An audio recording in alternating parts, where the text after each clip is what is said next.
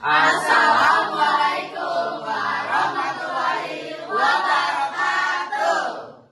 Halo semuanya, perkenalkan kami dari Bingkel 1. Kami akan menjelaskan materi tentang perubahan iklim. Tapi sebelum lanjut ke penjelasan materinya, kita akan memperkenalkan diri terlebih dahulu. Perkenalkan, nama saya Aura Dharma Clarita. Aku Adia Alilati Bariza.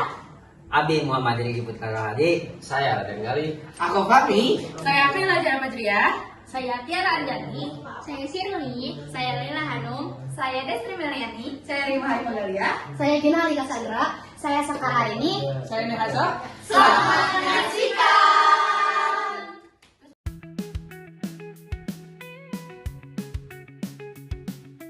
Apa itu perubahan iklim? Iklim adalah kondisi cuaca dalam suatu jangka panjang. Perubahan iklim merupakan suatu perubahan jangka panjang dalam pola cuaca tertentu di suatu wilayah.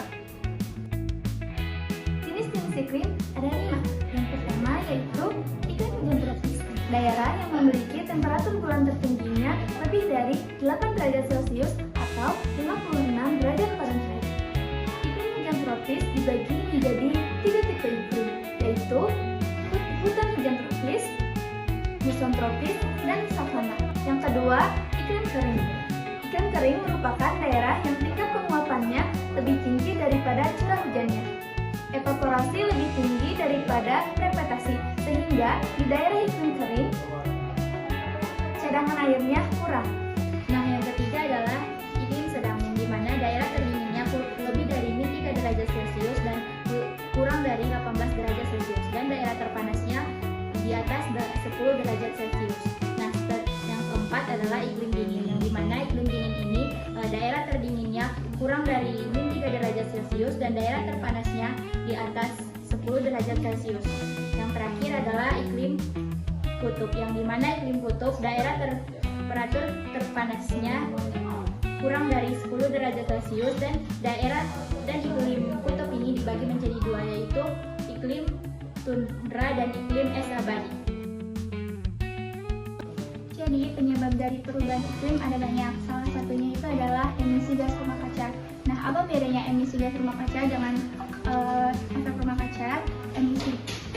Efek rumah kaca secara alami itu ketika gas-gas di dalam atmosfer, yaitu karbon dioksida, ada metana, itu gunanya untuk memerangkap suhu di permukaan bumi dari matahari agar suhu bumi itu tetap hangat dan siap dihuni. Nah, ketika emisi gas rumah kaca itu meningkat dikarenakan ada polusi kendaraan dan sebagainya, itu meningkatkan suhu bumi, itu bisa menyebabkan perubahan pemanasan global dan menyebabkan perubahan iklim. Nah, yang kedua itu ada kerusakan ozon. Ozon itu gunanya untuk melindungi kita dari sinar UV matahari yang sangat berbahaya dari matahari. Nah, ketika si ozon ini rusak, yang dikarenakan oleh penggunaan AC, yang di dalamnya itu ada CFC. Nah, CFC itu mengeluarkan atom klorin yang nanti bereaksi merusak lapisan ozon. Nah, ketika lapisan ozon itu rusak, nanti efeknya itu ada pergeseran perubahan iklim yang menyebabkan suhu dan curah hujan itu terganggu. Yang ketiga ada kerusakan fungsi hutan atau degradasi hutan. Kerusakan fungsi hutan adalah penurunan fungsi pada hutan. Nah, salah satu fungsi pada hutan yaitu sebagai penyerap air, penghasil oksigen, dan pencegahan erosi tanah. Yang keempat ada penyuplai energi pembangunan atau yang biasa digunakan untuk energi sehari-hari seperti minyak bumi dan minyak fosil. Dampak dari perubahan iklim ada 5. Yang pertama ada pola air, Ada kelautan, ada pertanian, kesehatan, dan yang terakhir adanya ekosistem. Yang pertama ada air. Air mengakibatkan pola hujan yang berubah dan hujan menjadi sangat ekstrim. Kekeringan yang lebih panjang, ketersediaan air bersih pun menurun, kualitas air turun, dan resiko yang terjadi adalah resiko banjir, longsor yang terus menerus. Yang kedua juga ada kelautan. Laut akan menjadi memanas. Otomatis kutub utara, kutub selatan akan mencair. Ini juga menjadinya abrasi di pesisir pantai. Ini mengakibatkan banyaknya rumah-rumah yang ada di pesisir pantai akannya tenggelam oleh air yang meningkat. Oke, yang ketiga ada pertanian. Musim tanam terganggu, hasil panen menurun, serangga hama dan penyakit meningkat. Ancaman ketahanan pangan. Yang keempat juga ada kesehatan. Ini melanjutkan dari kesehatan pertanian. Nah, kesehatan diri kita juga menjadi terganggu. Banyaknya penyakit-penyakit yang menular. Salah satu contohnya yaitu penyakit malaria, DBD, bahkan diare yang berkepanjangan. Ini mengakibatkan suhu ekstrim, pemicu utamanya pernapasan dan dehidrasi, bahkan mengakibatkan kita menjadi kematian. Baik, yang terakhir ada ekosistem. Habitat rusak, banyaknya spesies punah atau migrasi, keanekaragaman hayati menurun, keseimbangan alam terganggu. Pencegahan perubahan iklim dapat kita lakukan dengan menerapkan prinsip 3R. Yang ke-1, reduce, mengurangi pemakaian plastik. Yang kedua, reduce dengan menggunakan barang tidak sekali pakai seperti tablet. Yang ketiga, recycle dengan mengolah kertas, plastik, dan logam menjadi produk baru. Dengan menerapkan prinsip 3R dapat manfaat berupa menghemat sumber daya alam dan mengurangi polusi secara lebih luas. Pencegahan meliputi pengembangan energi alternatif, pemulihan ekosistem, serta kebijakan dan solusi inovatif dari pemerintahan dan sektor swasta untuk mengurangi emisi gas rumah kaca dan beradaptasi dengan dampaknya.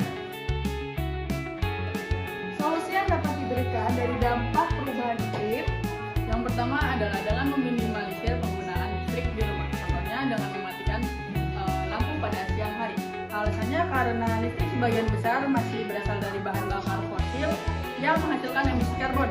Dengan menghemat energi, kita bisa menurunkan emisi gas rumah kaca. Yang kedua adalah meminimalisir penggunaan transportasi pribadi karena transportasi berbahan bakar bensin atau solar adalah penyumbang besar polusi udara dan karbon. Dengan lebih sering jalan kaki, bersepeda, atau naik transportasi umum, emisi bisa ditekan. Ketiga yaitu memperbanyak sayur dan mengurangi konsumsi daging, terutama daging sapi. Kenapa? Karena peternakan besar itu menghasilkan banyak emisi metana, juga membutuhkan lahan dan air yang banyak. Sehingga jika kita mengurangi konsumsi daging, juga memperbanyak konsumsi sayur, bisa dapat mengurangi jejak karbon di industri pangan. Lalu yang keempat, kita bisa mengurangi, menggunakan kembali, mendaur ulang, dan memperbaiki barang. Jadi dengan 4 prinsip itu kita bisa mengurangi sampah-sampah, karena sampah-sampah ini timbunannya bisa ada di pencemaran air, laut, dan juga tanah. Contoh nyata, perubahan iklim mempengaruhi sektor pertanian secara signifikan, seperti cuaca ekstrim, hama, dan penyakit, serta degradasi lahan menyebabkan gagal panen dan menurunkan produksi pangan.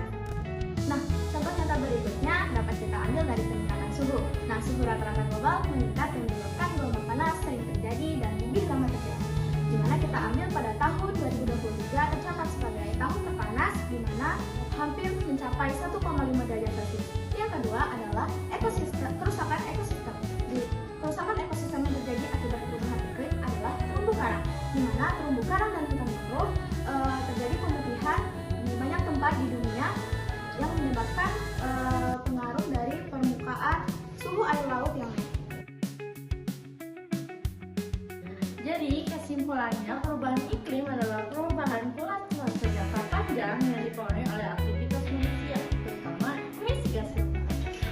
Dampaknya meluas pada air, pertanian, kesehatan, dan ekosistem. Pencegahan dan solusinya juga harus dilakukan secara bersama melalui penghematan energi, penghijauan, serta penggunaan energi yang ramah lingkungan agar bumi tetap layak dihuni bagi generasi selanjutnya.